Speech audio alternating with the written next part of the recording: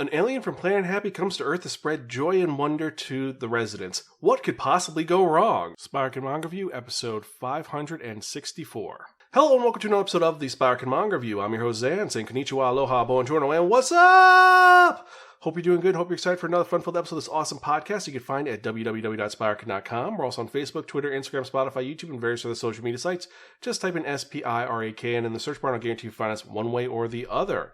And if you are watching on YouTube, remember to like, share, subscribe, and click on that bell for notification for when we release new episodes. And with that in mind, let's actually get to it, because if you remember from that last episode, I spun that one, that only, the Wheel of Manga, and it dictated on to be that reviewing a manga, well, that was written by Taizen Go, translation Taizen 5. And this was published by Shueisha, meaning it's brought over here by Viz Media. This ironically was released in Shonen Jump Plus magazine. So this is a shonen title, but when you hear the description of this story, it's kind of insane. And definitely should be considered a seinen or a josei, but this is a shonen. This was released to kids, so it's kind of weird. The original run was 2021 to 2022. There is only one volume currently available. It is complete and released as an omnibuy. Its genre is dystopian sci-fi horror drama, and also character development is almost a character study. And the original name for this is Takopi ni Genzai, but is known in English simply as Takopi's Original Sin. And this is a story that deals with the consequences of human emotions, of your actions that you've taken, and a naive being's ability to try to spread joy and fail so many times. But let's actually get to the premise of this story, because this is the story of one of the residents of the planet known simply as Happy. And he has come to Earth for a very specific purpose. He's going to spread happiness to the world. And the first human he's introduced to is Shizuka. And Shizuka is a young girl who stumbles upon this weird octopus-looking alien who explains, I'm from Planet Happy. I've come to Earth to bring and spread happiness to the world as my mission. And he's going to do that.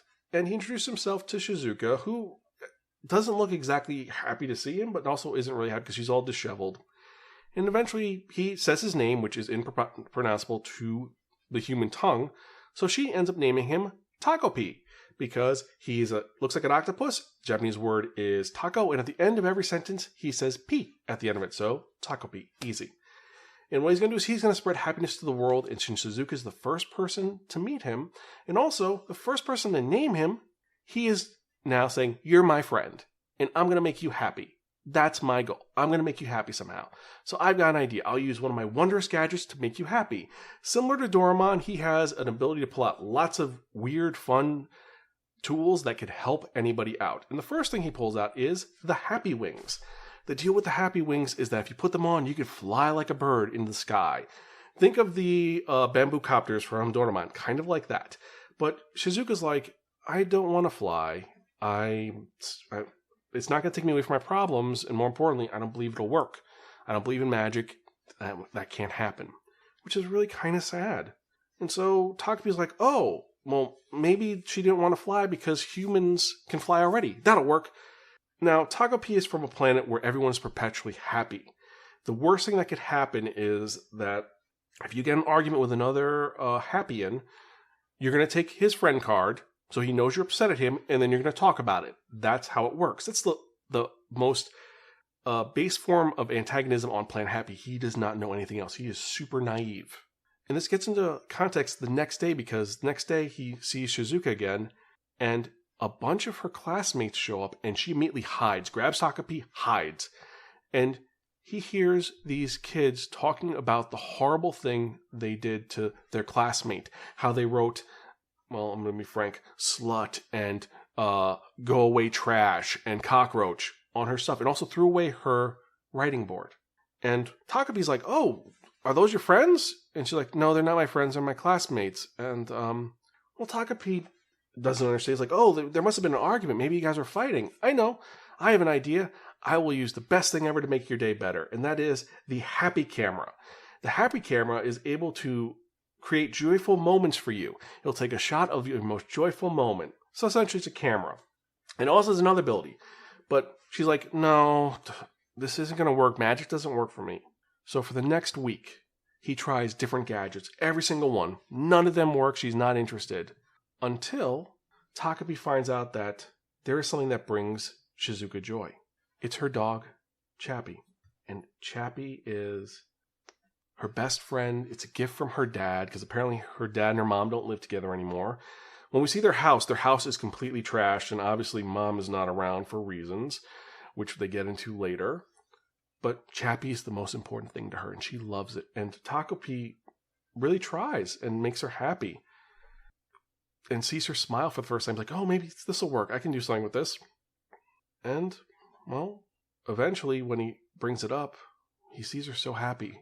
But she's like, oh, thank you for meeting me. Oh, you're a great friend, and I'm so happy I met you. It's going to be a great day tomorrow. The next day, from seeing her beautiful smile, he sees her looking disheveled and sad and holding Chappie's collar. It's like, oh, you got dirty. I've never seen the red face before. What's that? Is everything okay? Because she obviously has been crying, and she doesn't want to talk about it. But he's got just the thing, just the trick, a new device that's going to make things wonderful and great for her. It is the happy ribbon. What happens is when two friends are fighting or they're far away, you take one end of the happy ribbon and tie it around your finger, and you tie the other end around the other person's finger, and it'll stretch all the way across the world, so you'll always be connected.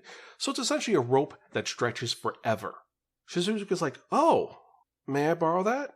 And the rule is anyone from Happy cannot give their technology to anyone else. They have to be in front of them. They have to supervise it. But this is Takopi's friend.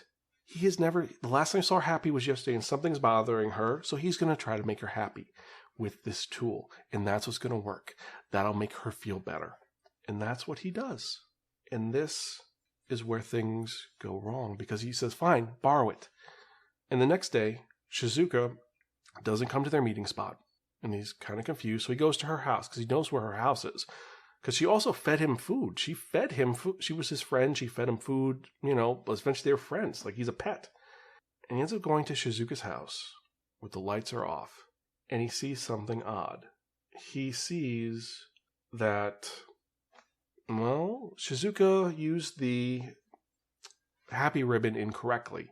And at first he's like, oh, that was supposed to go around your finger. That wasn't supposed to go there. Maybe you got stuck and didn't know how to use it. Hey.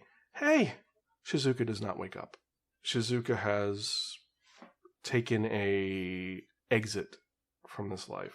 And Takopi doesn't understand. He's like, what is this? What happened? Why did this not work out? Maybe it was something from the other day. Maybe it's because she didn't make friends with that girl, Marina. We could fix this. And then he reveals the twist. The camera he has, the happy camera, he was going to explain, has another function. The function is, as long as you have the camera, it takes one photo at a time. You can go back to that photo, that moment. So Takopi goes back and tries to fix it. And he discovers that, one, Shizuka's life is far from easy. She's facing severe bullying at school. Her main bully, like I said, the girl Marina, has caused a lot of problems for her and actually looks to harass Shizuka. And this causes isolation and emotional pain that Takopi at first doesn't understand, but then eventually he gets it. But he's still trying to understand all of Shizuka's struggles. And then eventually things get worse. I'm not going to spoil anymore. And this is, like I said, that was just the first chapter and a little bit into the second chapter without getting too much into it, because there are 3 characters in this besides Takopi, and each one of them, they're fully realized and fully developed, and they are, well, I'm going to be honest, they're people who shouldn't have had to deal with the problems that they have, and it's a tragedy. This is a story which is heartbreaking, and, well, I mean, as the jacket copy says, time travel can't heal all wounds. No matter what, things will keep happening, and things get worse and worse and worse. And for Takopi, eventually, Takopi understands what's going on and what happened. And it gets even weirder because this may not be the first time that Takopi used the camera. And at first, you think that as I said, Marina seems to be the villain. She's a horrible little girl who seems to hate Shizuka. But then when you read more into Shizuka's backstory and Marina's backstory and how they're connected, we understand more of what they're both going through. It is a story which is dealing with a lot. And it's a very poignant story that explores loneliness, the impact of bullying in your life, and the search that everyone has for happiness in general. And how even if you find happiness, it is fleeting. But you gotta keep finding that small bit of happiness. The art is extremely unique and, well, I love the design for Takopi. Takopi is kind of happy and cute against all the realness. Because when you see Takopi, just going to it, he's like a little blob. He's just a little taco. He's a little octopus. But then you see other images which are, well, I don't want to get too much into it, but I'll show you one half of a page. It's super detailed, and then Takopi is the one thing that stands out, showing how alien he is for the rest of this. So the art style is unique, the story is impactful, and it is one of those ones that you do have to read. It is not one that you read more than once. That's one thing I'll say. This is like Goodnight Poon Poon, this is like Downfall, this is like so many other, The Horizon, where it is a necessary story, but it's one of those ones that you don't read again. I mean, if you want to read it, you're probably very sadistic. And because of the subject matter, this is another one of those ones where I am not going to be giving it an actual rating.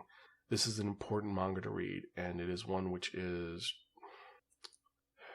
I don't want to keep using the word heartbreaking, but it tears at your heart, because Takopi is such an innocent and wonderful character, and he's trying his best, and it's him failing. And then more importantly, his impact on Shizuka, his impact on Marina, and his impact on the young boy who's stuck in the middle of this situation, trying to help one because he's trying to be a hero while dealing with the fact that his mother doesn't approve of him. He hates his older brother who loves him. And yeah, like I said, it is a very developed story. I would give this our highest rating, but like I said, this is one of those ones where it's for a specific point in life. If you are someone who deals with depression, this is not for you. I mean, if you want to analyze it, you can. It's one of those ones where it should be read to deal with, to get through it, but this is a very trigger-heavy story. And as I said, I don't want to use the words for it, because unlike my usual openings we tried without our warning, this is a story which deals with, like I said, taking a final exit, and that's something which no one should do. If anyone has problems like this, definitely you should go out, reach out, talk to someone. There are numbers for it. I will put the number for the local hotlines in the show notes. And yeah, this is a story that it needs to be talked about. More importantly, it's one of those ones which it has its cute moments, but it's an interesting analysis of these characters and also of the human condition in general.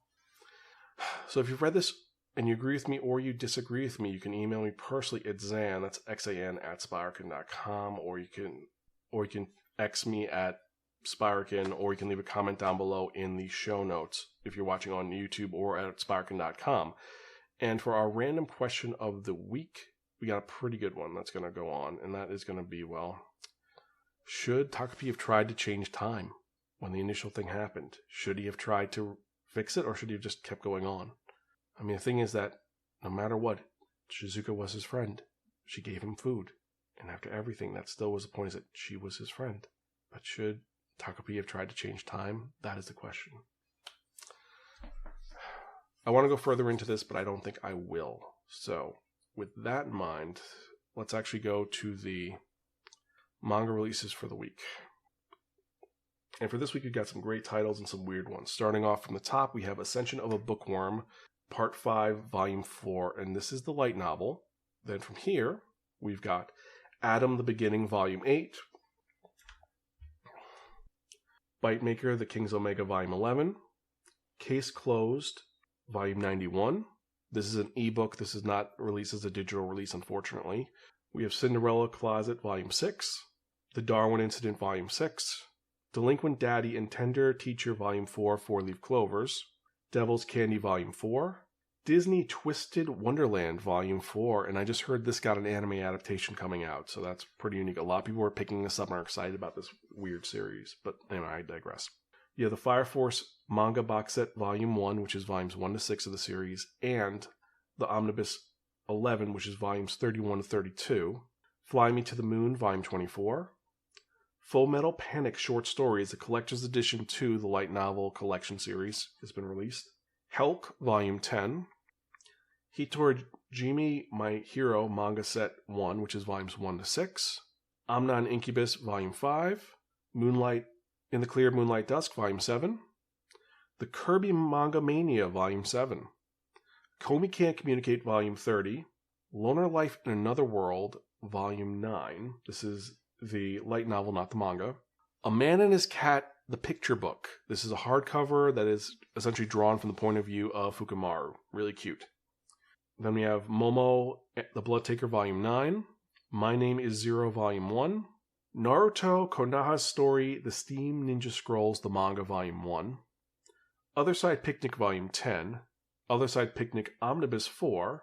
Please Go Home, Miss Akutsu, volume 6. Reincarnated into the game as the hero's friend, running the kingdom behind the scenes, light novel, volume 2. Reliving My Life with a Boyfriend Who Doesn't Remember Me, volume 1. This is the manga. Shikimori's Not Just a Cutie, volume 17. Sora and the House of Monsters, volume 3. The Strongest Sage with the Weakest Crest, volume 19. Thousands Autumn Quay Quain, volume 5, special edition. The Titan's Bride, volume 5. Uzaki-chan Wants to Hang Out, volume 11. And finally, Yashahime Princess Half Demon, volume 5. So these are the manga releases for the week. A lot of good ones, a lot of rough ones, some which are kind of weird. Which are the ones you're most excited about? Let me know. Email me, zanspiraken.com, or tweet me at Spiraken. For me personally, my top 5 are going to be Ascension of a Bookworm, Part 5, Volume 4, because this is when the series has gotten really interesting, especially because we now have the elements of magic, and also essentially, she's essentially become a godlike figure at this point. So it's gotten pretty good. From that mellow series to what it has become, it has been a great ride. But I digress. Fire Force Manga Series 1, which is volumes 1 to 6 of the manga. I still prefer the Omnibuy, but this is a really good set if you've never read Fire Force before and you don't want to get the omnibuses. Hitorajime My Hero Manga Box Set 1, which is volumes 1 to 6. It's a good series. If you've never read it, it is a very unique one that has a very cult-like following, so worth checking out. A Man and His Cat picture book. It's A Man and His Cat. This is such a great series. Even the live action is such an abomination. So check it out. And then Reliving My Life with a Boyfriend Who Doesn't Remember Me, Volume 1. It seems melancholy, but also intriguing. So worth checking out. The other two I was definitely on the fence about putting on here was My Name is Zero, because I have no idea what that's about. And the other one was the Cinderella Closet, Volume 6, because everyone's been telling me to read that, and I'm hearing so many good things. So those are the ones that we are talking about. But again, I digress. So before we go any further, I'd like to thank each and every one of you who are checking out this podcast. Every email I get, every comment I receive, it gives me more motivation to keep doing this podcast. And I love doing this. I want to keep doing this so an old man has to read manga with thick glasses and large print. So thank you so much.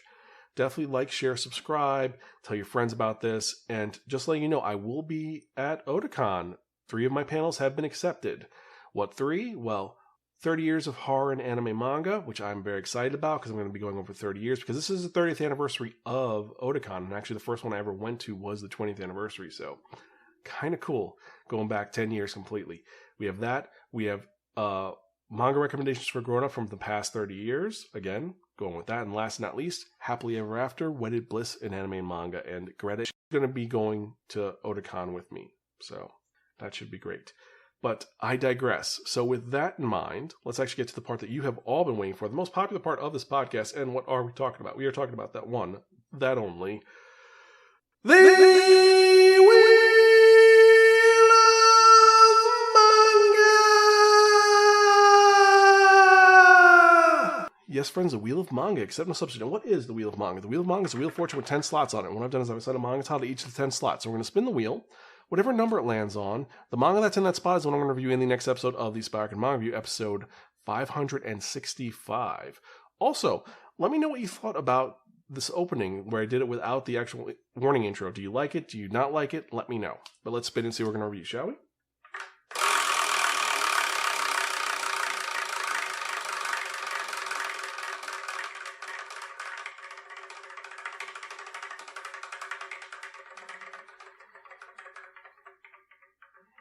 Number 8, Failure Frame. This is a light novel isekai adaptation. Should be good, should be bad. Is it going to be good? Well, we're going to find out. So anyway, as usual, I am your host, Zan. I am Gonzo. Catch you guys next time, and